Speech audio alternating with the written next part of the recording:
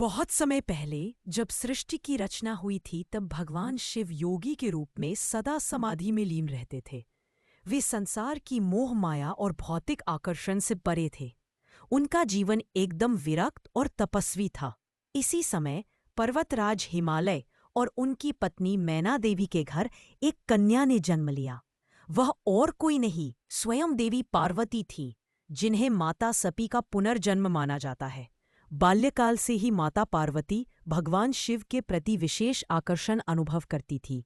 उनका मन बार बार इस ओर खिंचता था कि वे शिव को ही अपना पति बनाएंगी। धीरे धीरे जब वे बड़ी हुईं तो उन्होंने निश्चय किया कि यदि उन्हें जीवन साथी पाना है तो केवल भोलेनाथ को। इस संकल्प के साथ माता पार्वती ने कठोर तपस्या आरंभ की। कहते हैं कि तपस्या इतनी कठिन थी कि वे जंगलों में रहकर केवल पत्ते और फल खाती थी। फिर तो एक समय ऐसा भी आया जब उन्होंने पत्ते तक छोड़ दिए और केवल वायु पर निर्भर रहकर वर्षों तक तप करती रही। उनकी तपस्या की शक्ति और अटूट भक्ति ने तीनों लोकों को हिला दिया। माता पार्वती की कठोर तपस्या से तीनों लोकों में चर्चा फैल गई।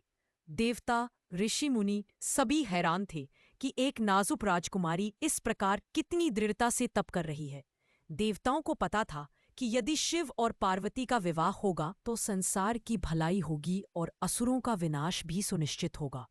इसलिए उन्होंने कामदेव को भेजा कि वे भगवान शिव के ध्यान को भंग करके पार्वती के प्रति उनका हृदय आकर्षित करे।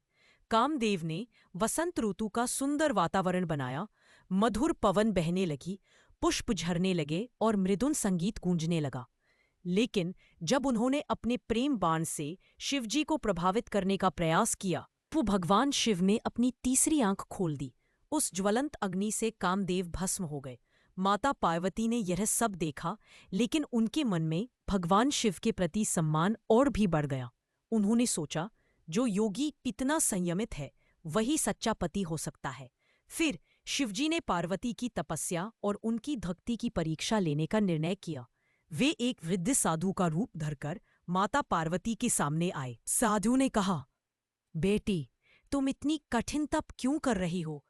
जिस शिव की तुम आराधना कर रही हो वे तो श्मशान में रहते हैं, भूत प्रेत जिनके साथी हैं। क्या वे तुम्हारे जैसे राजकुमारी के योग्य पति हो सकते हैं? माता पार्वती ने शांत भाव से उत्तर दिया, मुनिवर, भगवान शिव ही मेरे आराध्य और एकमात्र वर है। चाहे वे कैसी भी अवस्था में रहते हों, मेरे लिए वही सर्वोत्तम है।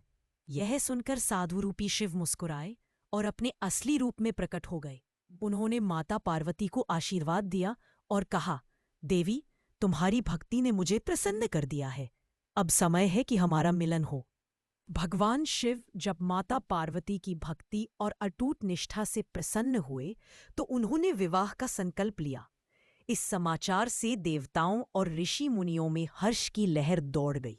सभी जानते थे कि यह विवाह केवल दो आत्माओं का मिलन नहीं बल्कि सृष्टि संतुलन का आधार होगा।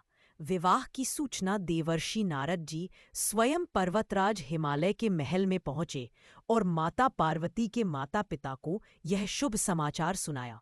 मैना देवी और हिमालय जी हर्ष से गदगद हो उठे, क्योंकि उन्हें अपनी पुत्री के लिए स्वयं महादेव जैसा वर मिल रहा था।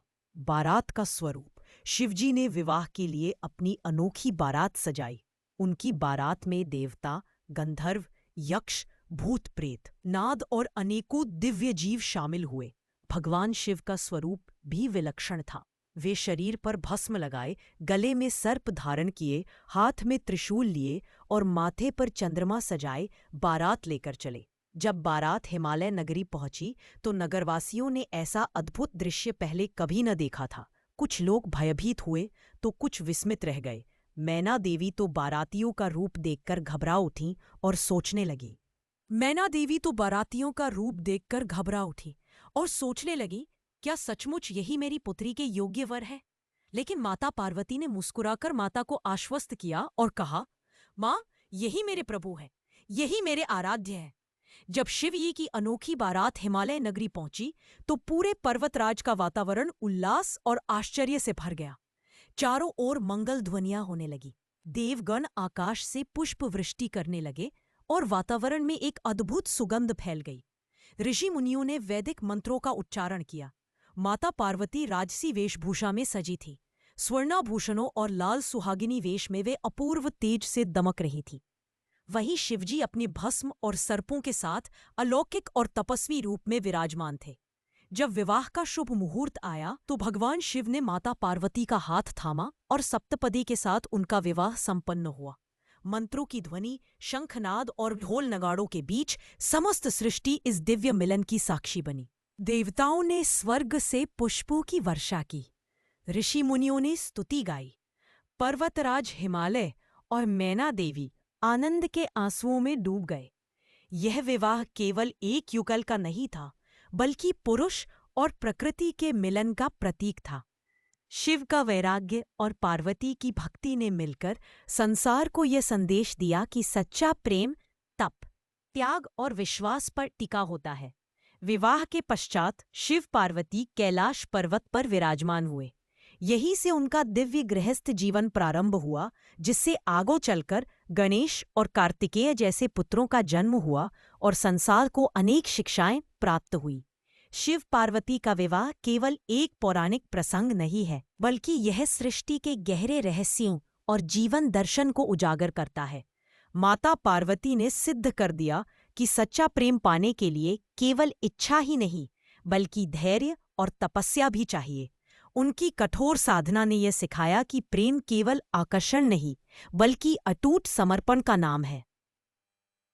भगवान शिव एक तपस्वी योगी थे जो संसार से विरक्त रहते थे, लेकिन पार्वती के साथ विवाह कर उन्होंने दिखाया कि वैराग्य और गृहस्थ जीवन विरोधी नहीं, बल्कि एक दूसरे के पूरक हो सकते हैं। जब दोनों का संतुलन बना रहे, तभी जीवन पूर्ण होता है। शिव पार्वती का संबंध प्रेम, विश्वास और समानता पर आधारित था। उनकी कथा हमें बताती है कि पति पत्नी का रिश्ता केवल सांसारिक बंधन नहीं, बल्कि आत्माओं का मिलन है। शिव पुरुष चेतना का प्रतीक है और पार्वती प्रकृति ऊर्जा की प्रतीक। जब चेतना और ऊर्जा मिलते हैं, तभी सृष्टि का संतुलन कायम होता है। ब्रह्मांड की एकता और संतुलन का प्रतीक है। यह कथा हमें यह सिखाती है कि प्रेम में न जाति, न रूप, न वैभव मायने रखता है। सच्चा प्रेम वही है जो त्याग, तपस्या और विश्वास की नींव पर खड़ा हो। इस प्रकार भगवान शिव और माता पार्वती का विवाह मानवता के लिए एक शाश्वत संदेश है।